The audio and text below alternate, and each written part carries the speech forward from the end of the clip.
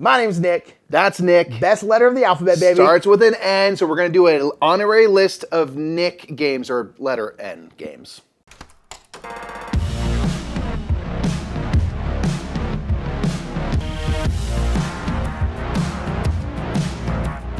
What's up, everybody? I'm Mike. I'm Nick. We are the Brothers Murph, and yes, we are continuing our journey through. Now we're in the back half of the alphabet, Technically, baby. yeah, we're already there. Yeah, we've been going through this this kind of journey of just going through the alphabet and trying to, take an opportunity to talk about a wider range of games, older games, some of our favorites and stuff, and using the alphabet is kind of a nice way to kind of make sure we look at the totality of our collection, really. Yeah, really. I mean, again, we're going to have to talk about, at an end-all be-all, at least over 200 games. And that's pretty big. It's a lot of different games to have to talk about. Yeah. And it's just cool to highlight ones. So these ones are going to be from the letter N. Let's go.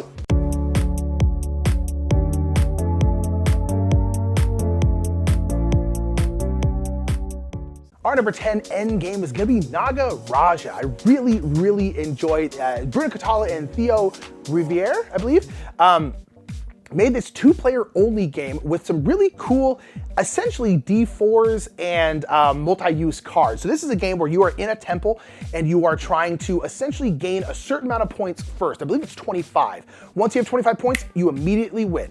And so that's what you're trying to do. And you're trying to do that by making pathways and exploring this ancient temple that you're archaeologizing. That's a word. You're archaeologist. Archaeologizing? Nick, wow. That's a bad one even for me. And so basically you're trying to archaeologize and get to these different spots at the end of your board to then flip over these tiles, which are gonna have usually points, but sometimes they're also kind of bad things on them. And you do that by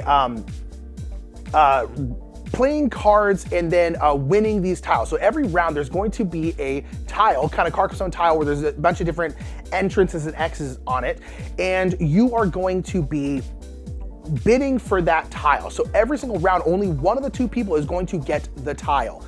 And so what you do is you're gonna play a card, and that card at the very top is gonna be a certain amount of these, they're called Naga sticks. So there's these little four-sided sticks that are essentially D4s, and the card you play is gonna dictate how many of these sticks you get to roll, and then you're gonna roll them.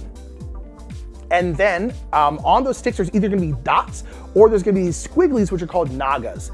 And the squigglies are what are gonna allow you to play cards, because on the bottom half of your card is gonna be something you can play whenever you use one of those Nagas, one of those squiggly lines.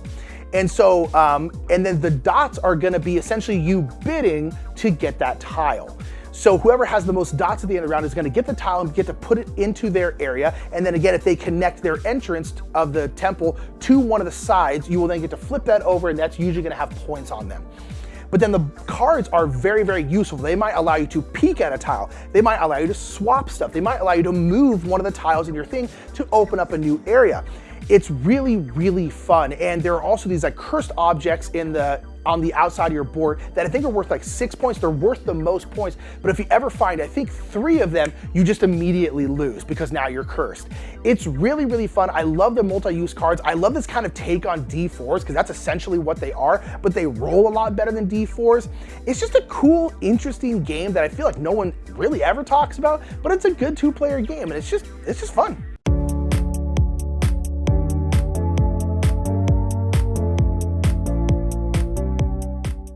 Number 9 is Nidavellir. This is a set collection bidding game where you are going to have these coins and you are going to be bidding on 3 taverns. There's basically, adventurous folks coming to the taverns, and you are going to bid for turn order, essentially. So with each of the taverns, if you have the highest coin placed, you get the first pick of the cards that are available. And of course, if you're the last one, the lowest bid, you get whatever's left over. So you kind of want to be selective in which taverns are most important for you to get first pick and which ones are not so important. And you can even place a 0 coin out, which will upgrade your coins and make them more valuable. And the value of your coins are also just worth straight up points. So what's really kind of interesting is there are 5 colors of dwarves, I think they are, in the game. And each one scores differently. You have the red ones, which have a base value. And then I believe if you have the most red banners, you get to upgrade a coin twice in the game, which will, again, be worth more points. And also, if you have the highest coin in the game, you're more likely to be able to pick first, which is also very useful. The Purple and green are kind of, they have multipliers to their scoring, so the more of the banners you have in that color, the better. Blue is just straight up points, but they're pretty valuable. And then orange is not super valuable. They're the minors, but they have kind of, again, a multiplier where the total value of your orange will be multiplied by the amount of orange you have. So if you heavily invest in a color, whatever the color may be, it's gonna be pretty valuable for you. So that's definitely something you wanna do. However, if you get complete rows of colors, so you have one of each of the 5 colors, you get to recruit a hero. The heroes have all sorts of abilities. They might give you, more of the color banners to put out to increase your scores there. They might give you specialty leaders that give you unique scoring opportunities and abilities and stuff like that. So there's this kind of push and pull of like, I want a lot of a color, but I also want a little bit of all the colors. And that is a juicy thing to kind of balance back and forth.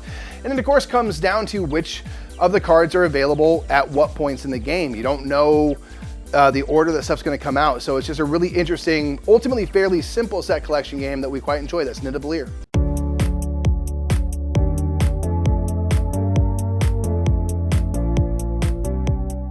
Number 8 is going to be Next Station London, or I guess Next Station Tokyo. There are 2 of these games, but they're basically the same, slight differences. But this is going to be a roll and write game where you're making out, you're making subways. You're making subway lines in London or Tokyo, and that's what you're doing. So every round of the game, you're going to be flipping over a card, and that card is going to have some kind of symbol, like a circle or a square or a triangle. And basically, wherever the end of your subway line is, you then have to draw a line to that symbol. So if you're here and there's like a square, a triangle, and a circle, and you get a circle, you're gonna have to go over to the circle.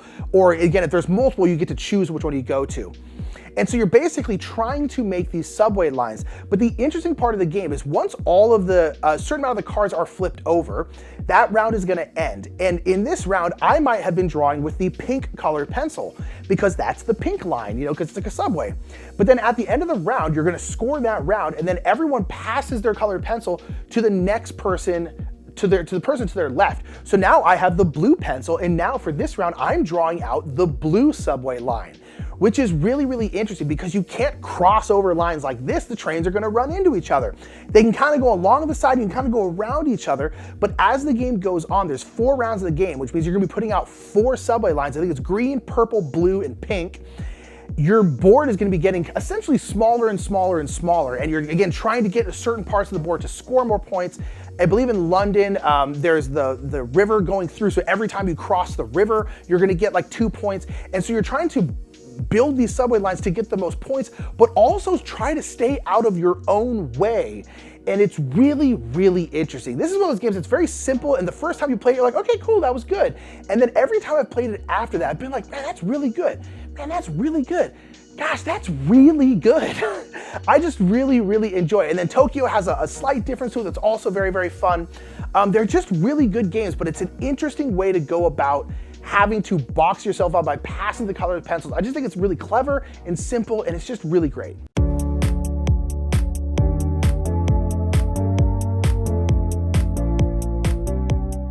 Number 7 is New York Slice. This is a I Split You Choose game where you are gonna be making pizzas of these cardboard tiles. And then if you're the active player, you're gonna be splitting up this pizza into equal parts. And what I mean by that is, I should say, parts equal to the player count. Now, how you divide the pizza is totally up to you. You can make one gigantic chunk that's over half the pizza and a couple of smaller sections for all the other players.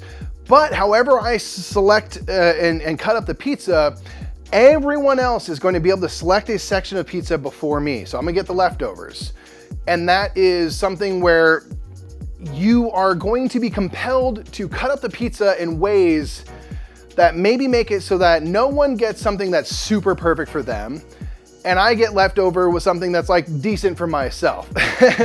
And you are trying to ultimately kind of collect a bunch of the same type of pizza. Each number, I think it's 3 through 11. There will be that many slices of that number. So there's 11 11s, for example.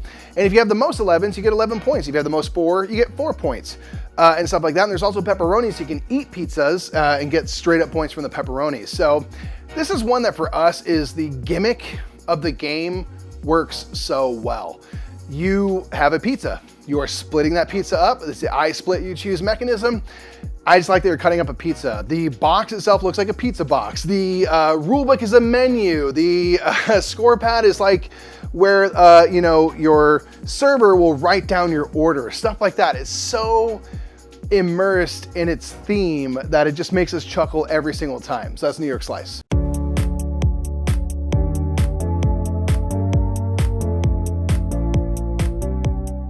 Number 6 is going to be number 9. Number 9 is a number stacking game where everyone is going to have, I believe it's 2 of each number from 0 up to 9. And they are these kind of cool polyomino tiles that are shaped like that number. So a 7 is shaped kind of like a 7, but a lot of times they're kind of funky 7s because again, you're working on kind of a grid. And so basically what you're doing is when you'll flip over a card, and that's gonna have one of the numbers like 2 on it, and then everyone has to take a 2 and place it in their growing mountain of numbers. If at the end of the game, anything that is on the table, like on the bottom floor on the table, is worth nothing because everything there is gonna be multiplied by 0, which is nothing. But then if you put something on the first floor, so you know, after the table floor, the next floor up, everything there is gonna be times 1. So if you have that 2 on the first floor, second floor, you know what I'm saying, first floor there, you're gonna have 2 times 1 at the end of the game. It'll give you 2 points. On the next floor, everything's gonna be times 2. On the next floor, everything's gonna be times 3, then times 4. You're probably not gonna get higher than that. But so basically, you're trying to put these higher and higher, but the catch is that when you put something on top of something else, it has to completely be on top of other tiles. You can't have something over like a void, you know, if like the 0 is like this, so the center is empty. You can't have something span that center. And when you're placing stuff down, it has to cover at least 2 numbers. So it has to touch at least 2 numbers. So you can't like put an 8 directly on top of an 8 like that. You have to mix it up. And it's just this little puzzle because again, you're flipping over a card and that's telling you what number you have to put down, and you have to put it down somewhere. And so there's this constant like battle of like, how do you build your foundation? Do you build a really big one on the table, but then all of those are worth nothing? And you especially don't want to put like a 9 on there because then that's your biggest hit of points for nothing. You want a 9 on like the 3rd floor because then it's times 3 and then it's worth 27 points. And so it's just a little puzzle. This is a game that is also great because you can play it with an infinite amount of people as long as they have copies of the game. So you can like play this over Zoom to be like, okay, we're all putting down the 1, and then everyone at home can do their own thing. It's just really, really good. It's a great puzzle, and it's just, I don't know, it's just clever and nice.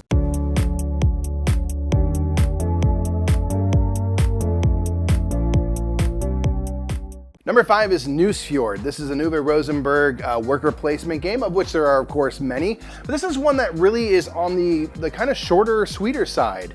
It's not an overly long game. It is a game where you are placing workers to build buildings ultimately on your player board, but you want to clear forest off your board to make space for building spots. Now, like a typical Uwe Rosenberg game, if you have a bunch of empty space at the end of the game, and nothing filling it, you're gonna lose points. So you wanna make sure you're removing forest if you know you're gonna build something there, kind of. You are building out a fleet of boats, which are going to give you fish each round. Fish is going to be good because you can serve people fish and stuff to gain points. You can then eat the fish to make use of the elders of the area and their special abilities and things like that. And then you're gonna try to build buildings that are either gonna give you a kind of one-time bonus, an ongoing ability, or then end game scoring. So you are trying to manage resources wisely to be able to build out those buildings, get that fleet of fish going to be able to feed people and get points that way. And it's ultimately a really quick game. The rounds are not super long or complicated. You don't have a ton of workers, so it's not like, you know, a super long round happening that way. So you have to kind of get a lot of stuff built up and built out quickly. Which is one that we enjoy, and especially if you want all those flavorings of kind of like a longer, like a Feast for Odin, for example. Nusfjord can do a similar feeling thing, just in a lot less time, which we appreciate.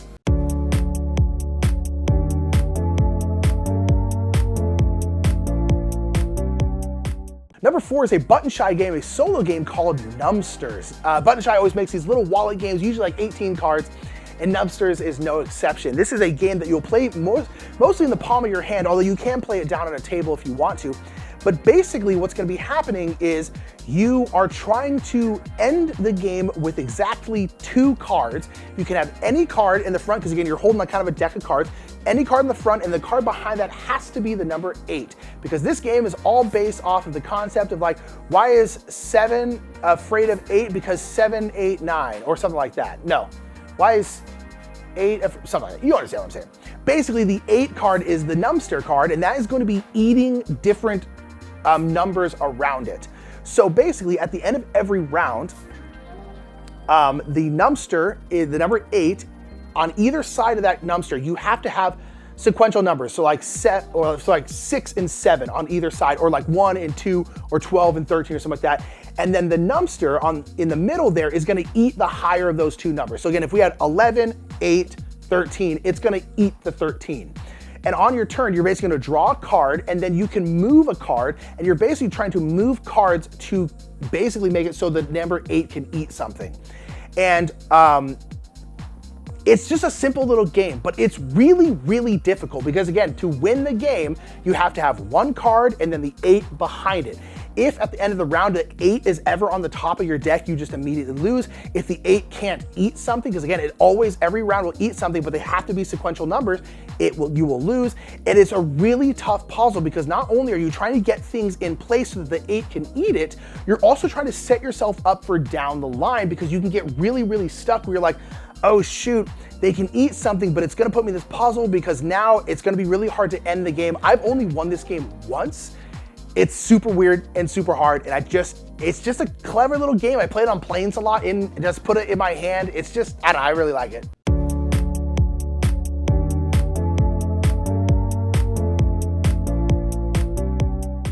Number 3 is Nimalia. This is a small little game where you are gonna be building out a tableau of cards that you're gonna kind of stack on top of each other. You can kind of overlap them partially, and you are going to do this to make for valuable scoring from round to round. You're gonna have 4 kind of scoring elements in the game. One might be for every different section of rainforest you have, for every group of 2 or more polar bears you have, all sorts of things like that.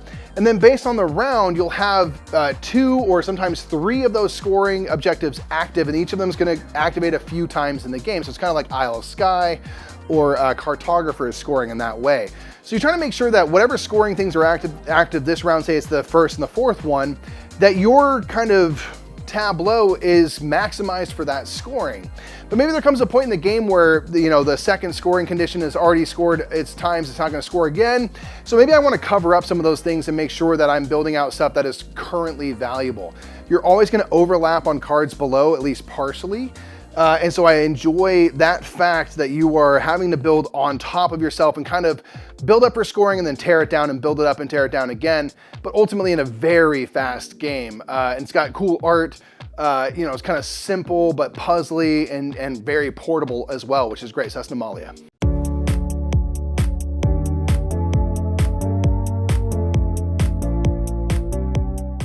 Number 2 is, I think, a pretty unique game called The Networks. The Networks is a game that kind of doesn't really feel like any other game because it's a card game where you are running a TV network and you're basically trying to have the best shows in the 3 main time slots, 8 p.m., 9 p.m., 10 p.m., prime time, baby. That's all we're working in.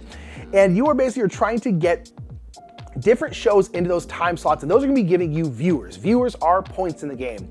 So you're putting like some mecha slug versus like mega earthworm or whatever, some kind of weird sci-fi show in primetime 8 p.m. spot, and that's gonna give you like 6 viewers.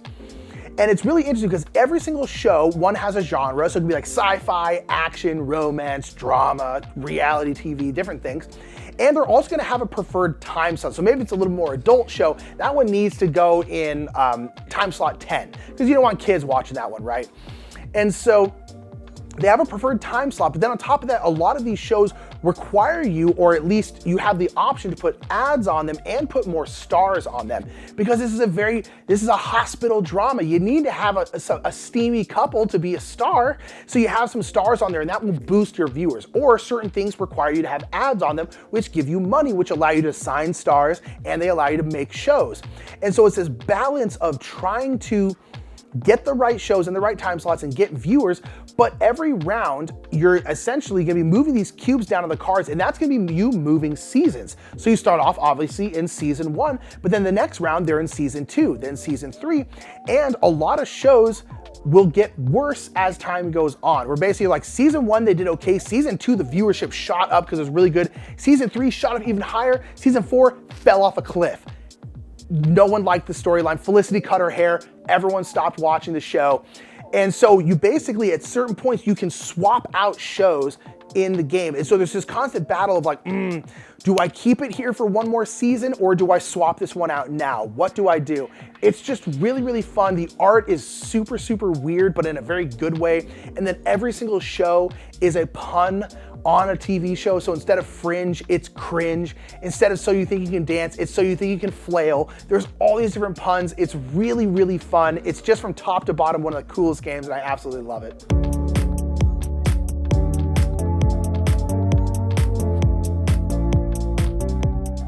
Number 1 is new as of this last year. This is Nucleum.